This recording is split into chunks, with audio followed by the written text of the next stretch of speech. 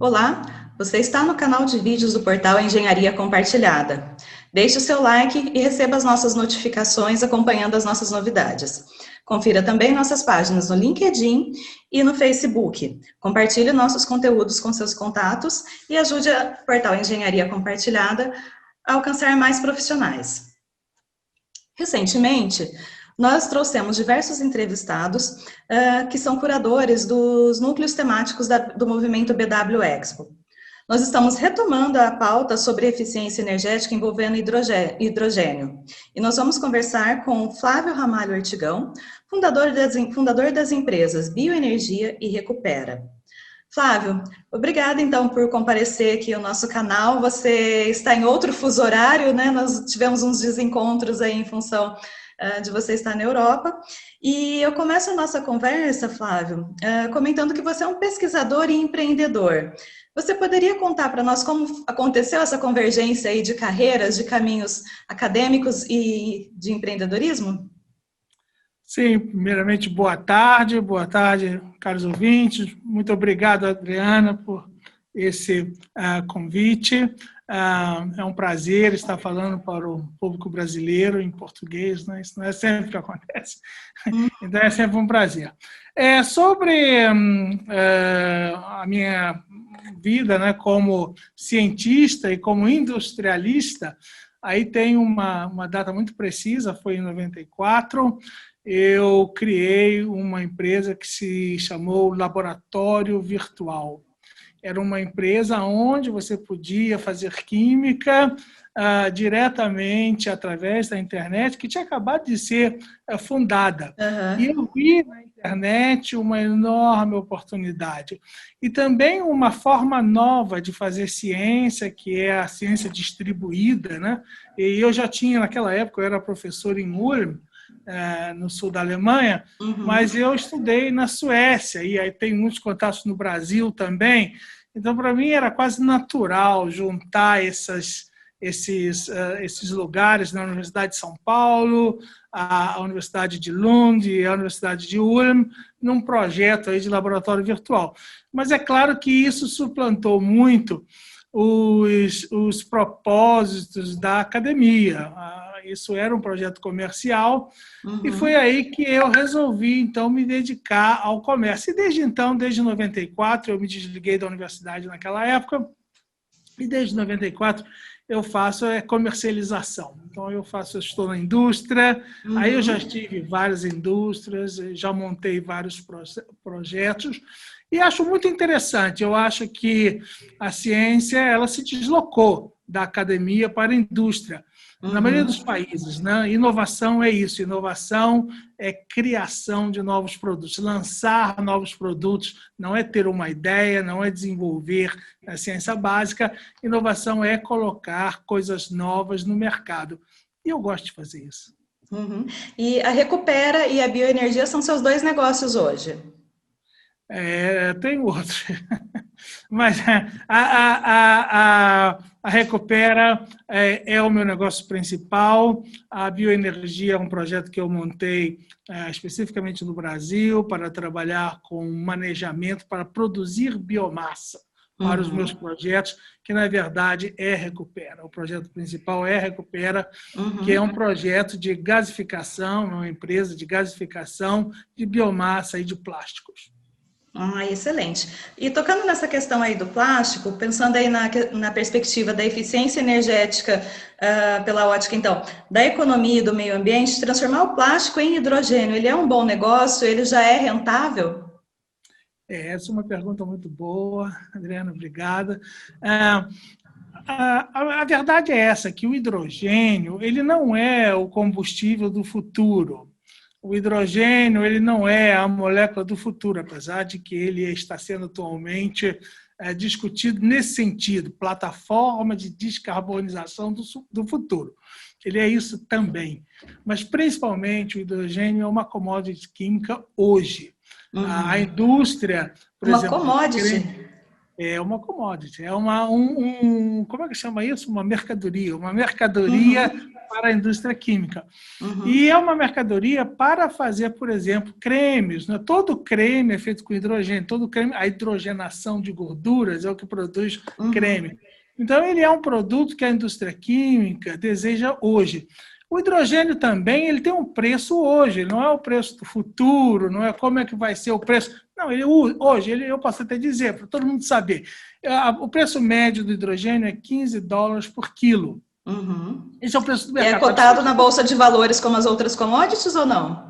Existe uma bolsa de commodities em Londres, e aí que se acerta também o preço, inclusive do hidrogênio. Mas não é exatamente esse, porque aí depende da indústria, dos contratos, então o preço varia. $15 por quilo é uma média da indústria. Se você for lá comprar um tubinho de hidrogênio comprimido, vai custar bem mais caro que 15, vai pagar aí uns 50, no mínimo $50 por quilo. Mas eu estou falando em grandes contratos, né? A indústria tem grandes contratos por longos anos, aí cai até para menos, mas a média é essa aí, $15 por quilo. Isso é importantíssimo entender, porque isso é um grande valor adicionado a um produto químico, a uma commodity química. É uma commodity, mas ela tem um alto valor, uma commodity de alto valor. Mas não é uma especialidade, o hidrogênio é uma commodity. Agora, quando a gente pega o plástico em fim de vida, o plástico residual, né, resíduo de plástico ou biomassa, tanto faz. O plástico, como vocês sabem, ele é derivado dos hidrocarbonetos, do petróleo. De petróleo. Exatamente. Então, o plástico tem a mesma composição que o petróleo, carbono e hidrogênio, hidrocarboneto. O plástico tem uma vantagem sobre o petróleo porque ele foi dessulfurizado, muitos contaminantes já foram eliminados. Então, o plástico é petróleo. Em contrapartida, são adicionados aí pigmentos, os corantes, outros contaminantes, né? Exatamente, outros contaminantes. Então, o plástico é esse material. Agora, esses outros contaminantes, em sua maioria, são orgânicos, né? Também produzidos de quê? De carbono e hidrogênio. Então, é uma mistura. Agora, se o plástico não está purificado, ou mesmo o plástico purificado, ele é contaminado, é o problema da reciclagem do plástico, puro ou misturado. O plástico misturado ele é muito complexo para ser reciclado. Aí, como todo mundo sabe, houve durante muitos anos, infelizmente, a indústria estava afirmando que estava fazendo a reciclagem do plástico, mas hoje em dia o fato é que todo mundo sabe que não é bem assim. Na verdade, não é nada assim. No Brasil, só se recicla. A indústria afirma que faz 2% de reciclagem. Eu não acredito nisso, eu acredito que seja até menos que 2%. Não chega a 1%. Eles reciclam os plásticos. Então, o plástico é um problema. O plástico ele acaba onde? Ele acaba incinerado, ele é queimado nas sementeiras, ou então ele é jogado nos depósitos. E aí, com os diferentes nomes, né? Mas nós sabemos de estudos recentes que 32% dos plásticos que vão parar aterrados, que são aterrados, eles acabam escapando dos aterros e contaminando a natureza, né? Os caminhos, o mar, e nós estamos realmente afundando em plástico. Aí voltamos ao problema que o plástico misturado ele é de difícil reciclagem. Agora, não a reciclagem química. É o que nós fazemos. Nós craqueamos o plástico. Assim como você craqueia petróleo, nós desenvolvemos essa tecnologia de craquear plástico. E a gente craqueia o plástico para o gás de síntese, que é essencialmente hidrogênio e monóxido de carbono. São duas commodities. A hidrogênio tem um maior valor, mas o monóxido de carbono é essencial para a síntese do metanol.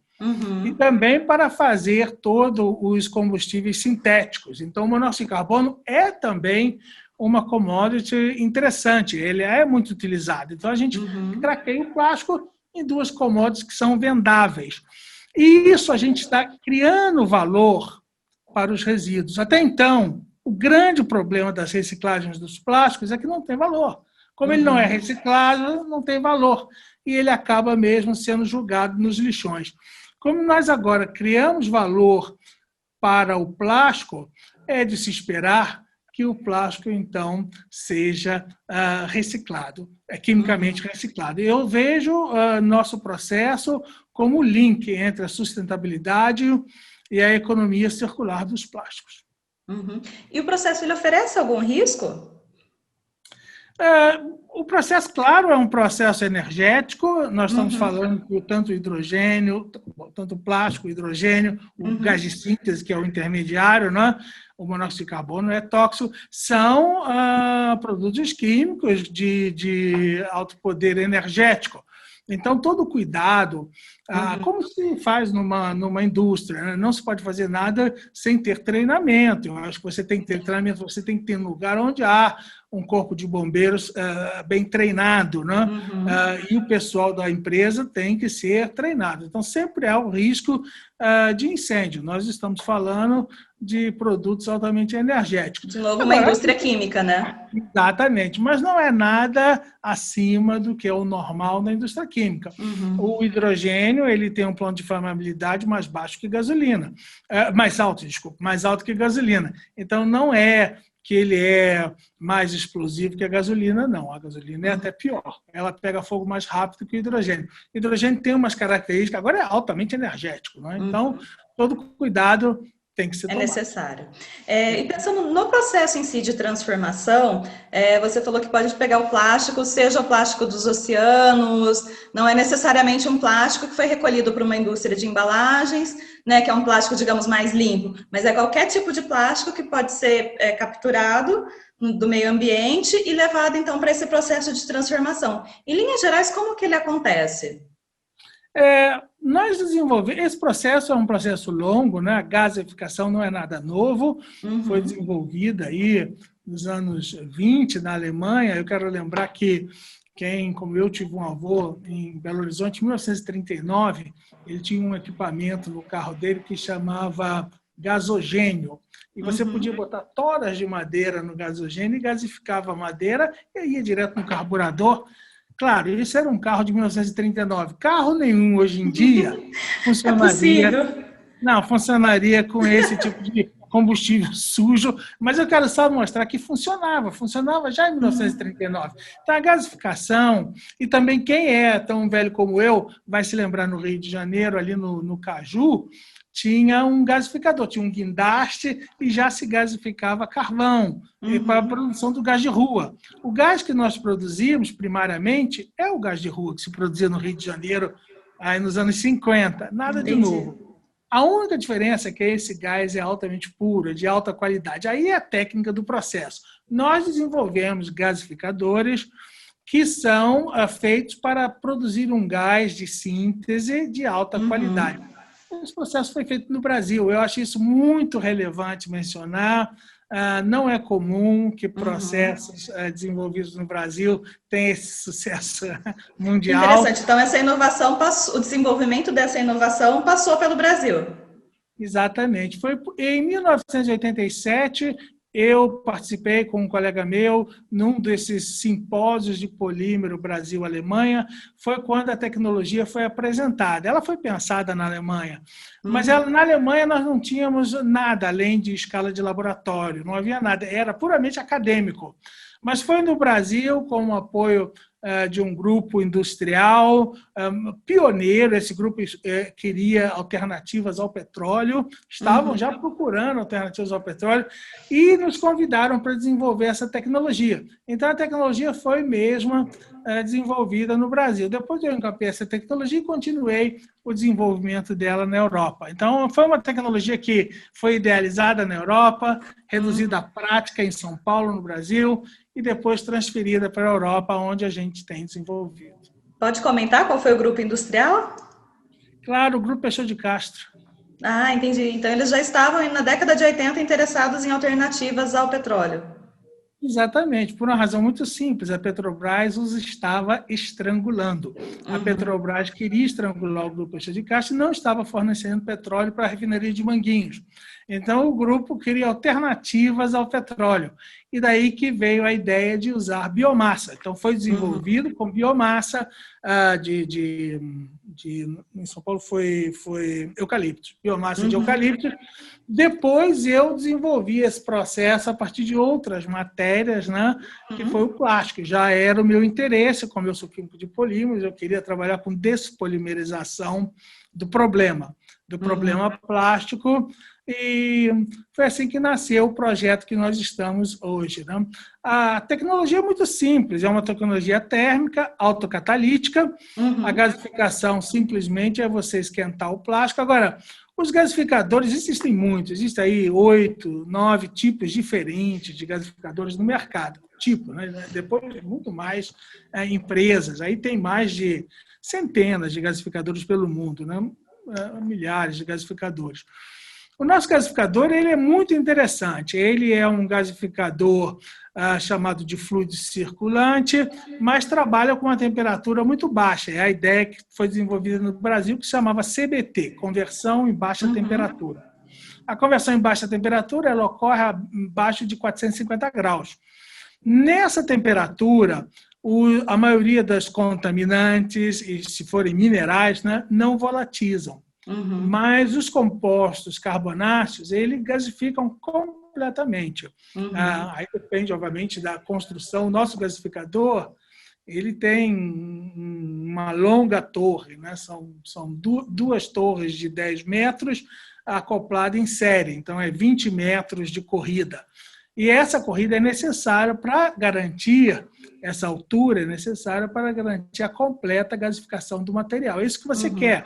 Se você quer fazer um gás de sinter para queimar, aí, como naquele carro de 1939, né, qualquer sistema funciona. Qualquer destilação, chama destilação seca da madeira, né? Isso aqui é o gás de sinter. Se você destilar a madeira seca em qualquer panela de pressão, vai produzir um gás de sinter de baixa qualidade que vai queimar, Uhum. isso é óbvio. Mas ele não vai servir para fazer química. O gás de síntese, o nome é gás de síntese, síntese química. Uhum. Para fazer síntese química, você tem que ter um gás de alta pureza para não envenenar os catalisadores. Senão você vai envenenar os catalisadores, nada vai Sim. funcionar. E é isso que a gente teve que... Foi um longo processo, não foi nada Uhum. rápido, não. Mas foi esse processo de desenvolvimento que a gente passou pelo Brasil, continua na Europa, e hoje a gente tem um equipamento que está validado para o que a gente quer fazer. Uhum. Aí você E produz o gás de síntese, só dizer, você produz o gás de síntese através da gasificação e a separação do gás em hidrogênio e monóxido de carbono, ela é feita por equipamentos que estão no mercado, equipamentos muito uhum. simples que toda a indústria de gás usa, como a gente separa gás. E esses gases, então, são separados e aí você tem um hidrogênio puro. Hidrogênio 99,99% puro. Isso sem emissões. Não há É referência do nenhuma... hidrogênio branco. Exatamente. Não há aí que nós marcamos a ideia do hidrogênio branco. Como vocês sabem, hoje em dia se discute hidrogênio com várias cores, né? A grande xodó do mundo é o hidrogênio verde, aquele que é produzido por eletrólise Uhum. usando fontes renováveis de energia, solar ou energia eólica. Esse é o hidrogênio verde. Agora, eu acho extremamente importante essa possibilidade ou essa vertente do hidrogênio branco, em especial sendo ele a partir de plásticos em fim de vida, que é o link entre a sustentabilidade e a economia circular dos plásticos. E a gente evita a mesma Uhum. quantidade de composto fóssil. Então, se eu transformo uma tonelada de plástico, eu evito que uma tonelada de petróleo seja Seja. utilizada. Uhum.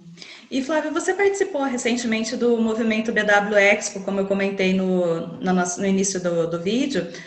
Você poderia compartilhar, comentar como foi a sua participação, os pontos que você trouxe para o evento? Bom, eu falei sobre o hidrogênio branco. Essa foi a Uhum. ideia a lançar, estamos lançando, né, a ideia do hidrogênio branco, que é o hidrogênio produzido a partir de biomassa, agora Uhum. biomassa não plantada, a biomassa residual, isso é muito importante dizer, porque ela não pode competir com alimentos, ela não pode fazer pressão pelo desmatamento nas Uhum. florestas.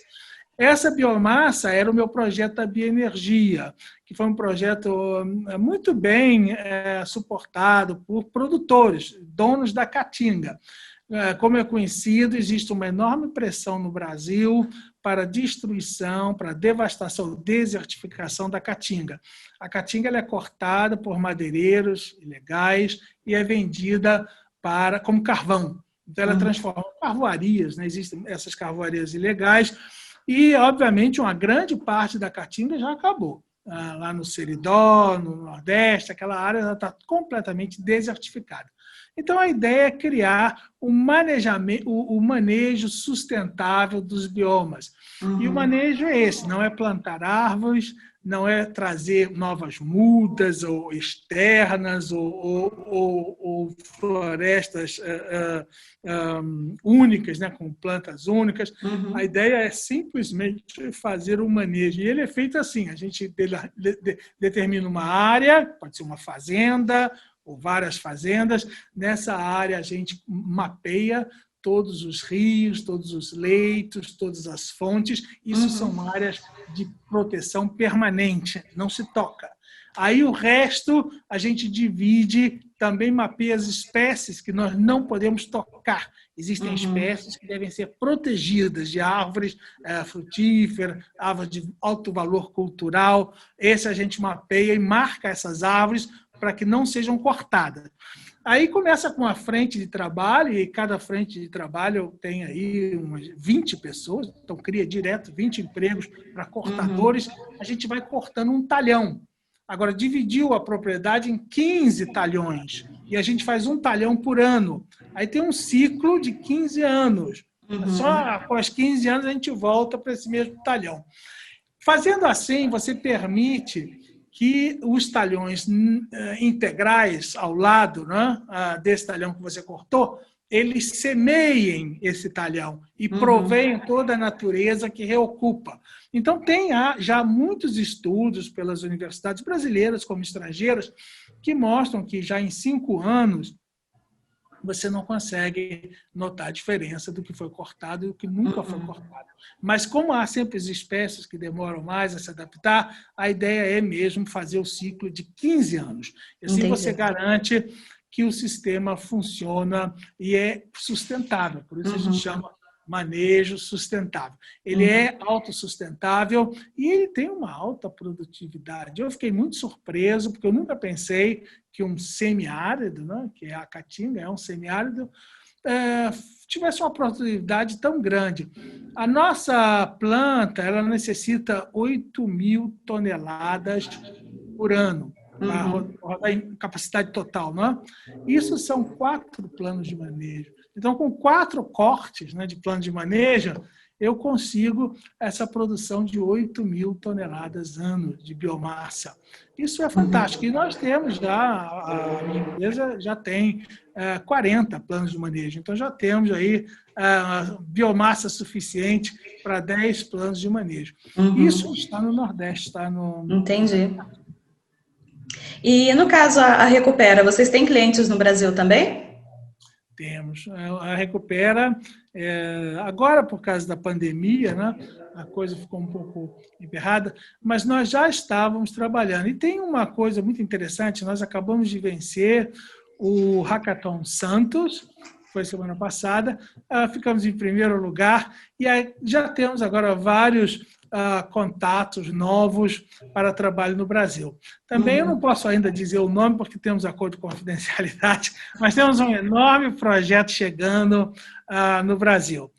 E também temos um projeto com a indústria química, muito renomada, e outros estão chegando. Então, já espero, agora mesmo, bom, nós temos que movimentar isso em meio à pandemia. É meio complicado, porque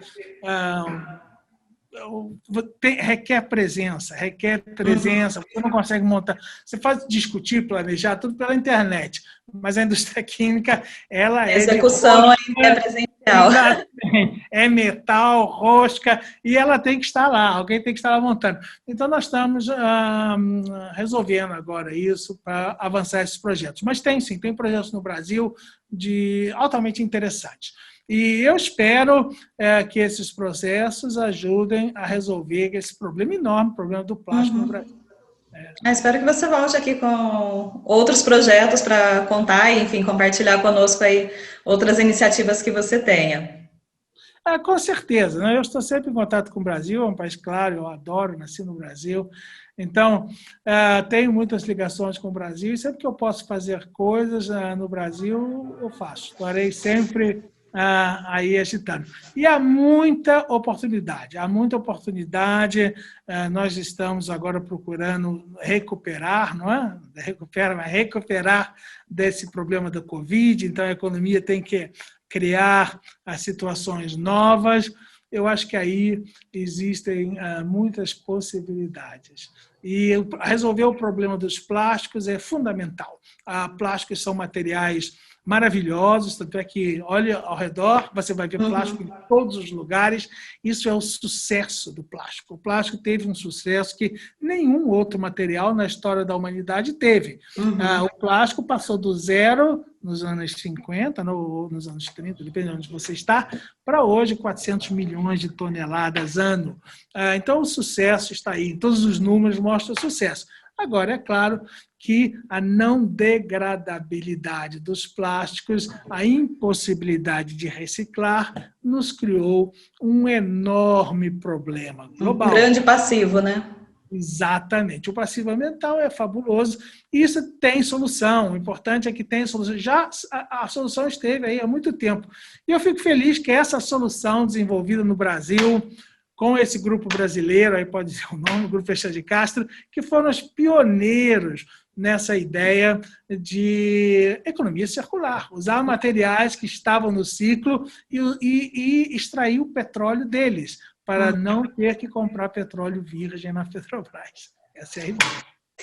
Excelente, Flávio. Nós entrevistamos Flávio Ortigão, fundador das empresas Bioenergia e Recupera. Você está no canal do Engenharia Compartilhada. Deixe o seu like e siga nossas páginas no Facebook e no LinkedIn. Muito obrigado.